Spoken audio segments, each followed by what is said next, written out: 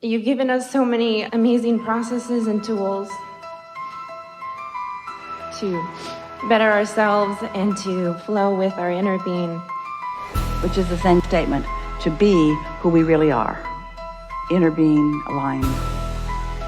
Yes, absolutely. Because this bettering of yourself isn't something that stays forever. It either is or it isn't in the moment, depending upon what your thoughts are. But what you're talking about is developing better and better habits to hold yourself more consistently in that power. That's what you're talking about. It's like practicing the muscle. Yes. So why don't I want to work out? And what I mean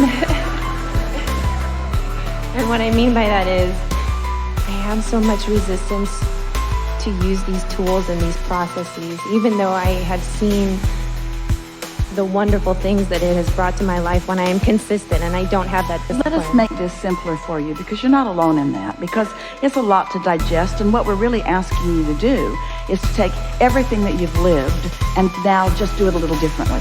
And that's a lot to ask of anybody, because you've got patterns and habits, and you've also got law of attraction compounding those patterns and habits. So give yourself a break. But there is something that you could consider, because we have found an easier way of talking about it. We talked about it already, which is rather than working so hard to move up the emotional scale, just find yourself in satisfaction and identify it and isolate it and know what the feeling feels like, and then let that be your sort of standard of what you're reaching for.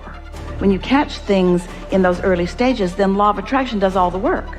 If you feel a little satisfaction, and just because you do, we'll demonstrate this with you here in a minute, then the law of attraction is responding to this resistance-free vibration. And when the law of attraction is responding to a resistance-free vibration, it gains momentum quickly, and then you feel the inspiration to move in the direction of it.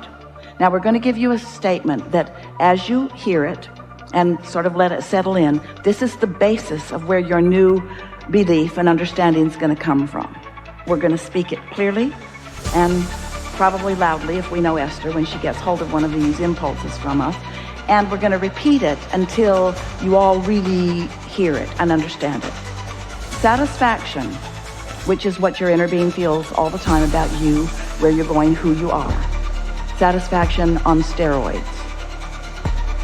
Satisfaction comes from one place and one place only, and that is moving in the direction of who you really are. Moving in the direction of your desire. That's the only place it comes from. So what happens is you live in a world that has tried to motivate you to behavior about things that you don't feel satisfied about. Your parents want you to do what they want you to do, not what would satisfy you. Your employers want you to do what they need you to do, not necessarily what would be satisfying to you in the moment. And so you're having a rebellion inside of yourself, because most of you are sort of tired of pushing against your own flow. Does that make sense to you? Think about the difference in the way you feel on a morning that you're waking up to go on vacation or to go fishing or to go do something really fun, and the way you feel when you're waking up to go to work. And it's because the vacation is calling you, and when you point in the direction of that, there's no resistance. And so you're so clever, you're so fun, you're really on point, you remember what you need to bring, you think of clever things, you're working with others, the universe cooperates with you. But it sometimes doesn't feel that way when you're doing something that you really don't want to do. So here's our message to you: never do anything you don't want to do. Because first of all, you're setting a bad example for the rest of the world. You're teaching people that they can control you by whining and complaining and demanding things of you. Demonstrate to yourself that you are someone who wants to be inspired, not motivated. So you got to stop trying to motivate yourself. You don't like it when people try to boss you around. When somebody tells you that you need to do something, you don't want to do it. People who know you know that you're stubborn that way. And so this is the same thing. You got to understand that about yourself. You can't demand of yourself. You can't motivate yourself. You've got to let yourself be inspired, which means you got to understand these important things. you've got to understand that it's not just you with you, that you have an inner being you that is really this powerful, dominant, strongest part of you.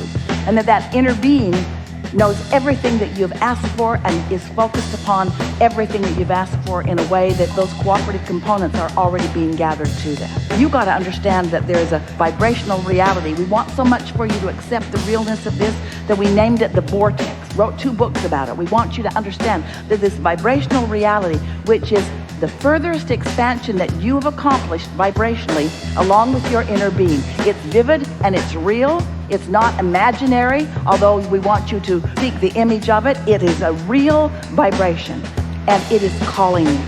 And when you move in the direction of it, because you're not doing the opposite, because you're not doing that thing that holds you away from it, maybe because you meditated, so your mind is clear, maybe because you've been making a list of positive aspects, so you're in tune with it, maybe because you're just in love with life right now. Doesn't matter what the reason is. But when you have no resistance, you will receive that inspiration that will call you forward, and you'll never again say, how can I make myself do something?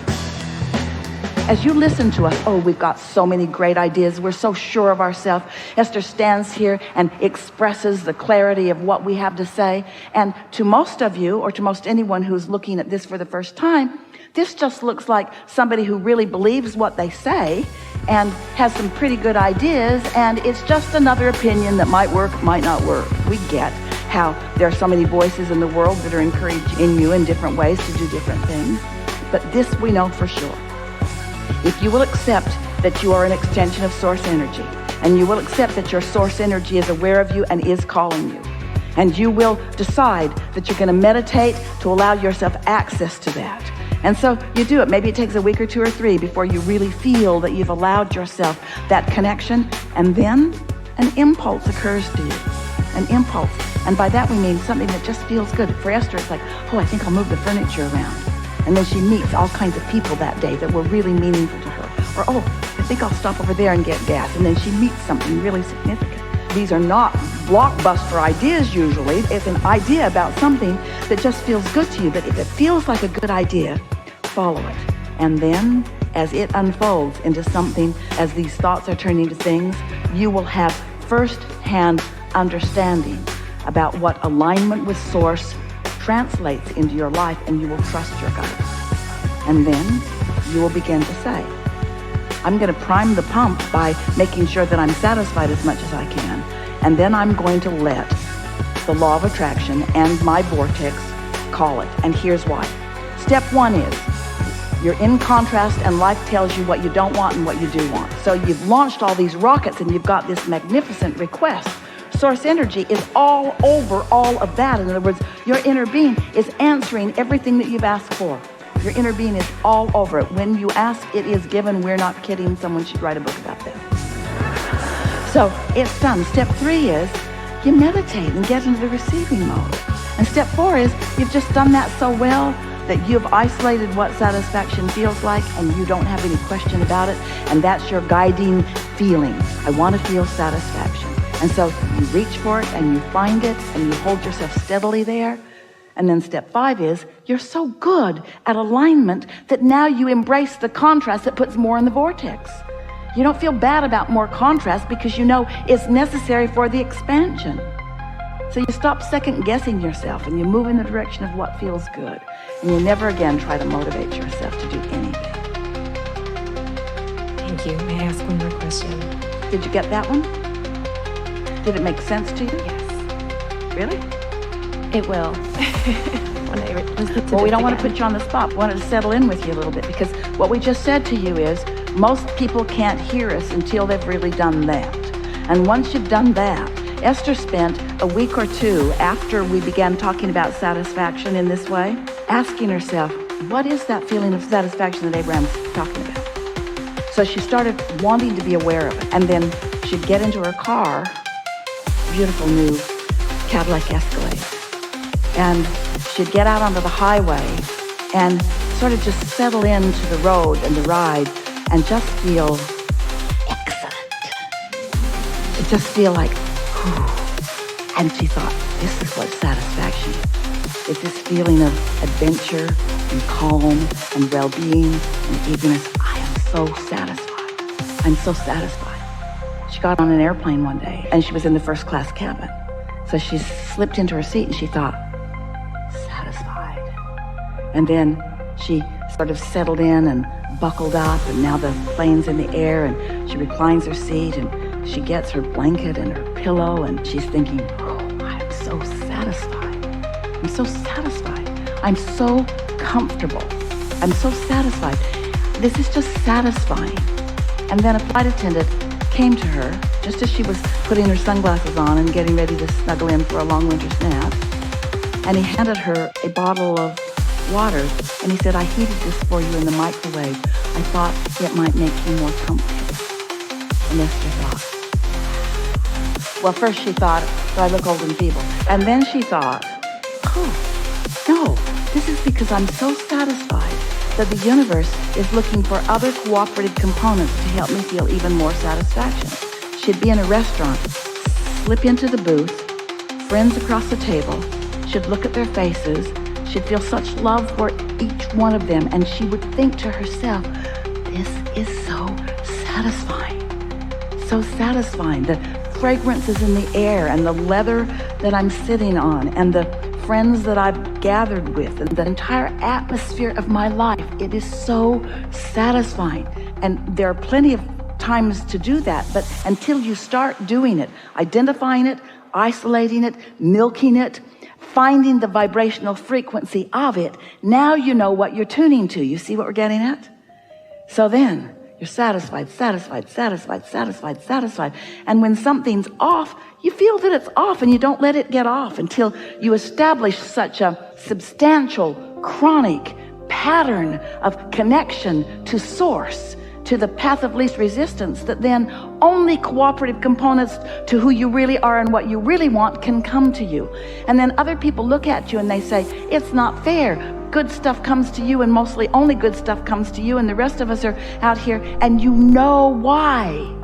It's not some crapshoot. It's not some law of averages. It's not some game of chance or luck. It's not some karmic game where you're being cursed or somebody's doing a voodoo on you. You're in complete control. And what is the control? Right here. Satisfied or not satisfied?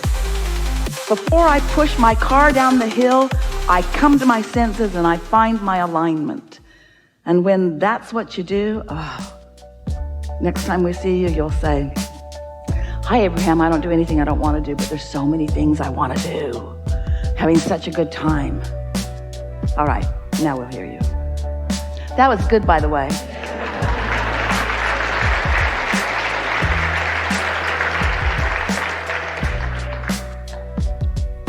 I am having such a great time. I swear I am.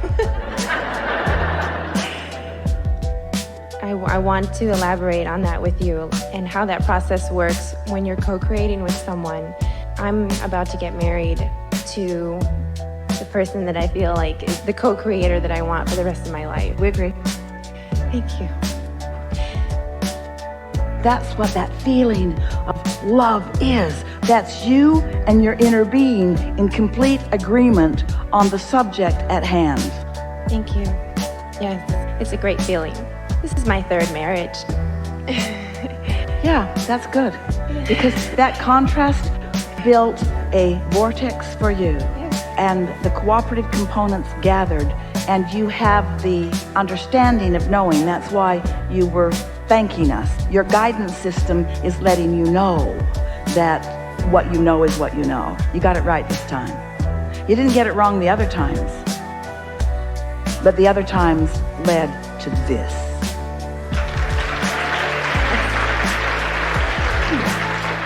So don't spend any time dissecting that. Okay. I think that's it. I think you just answered everything. Yeah. You know what just happened? You can feel that where you were going was not under the influence of this. And now that you're under the influence of that, all of that is irrelevant. Exactly. Thank you so much.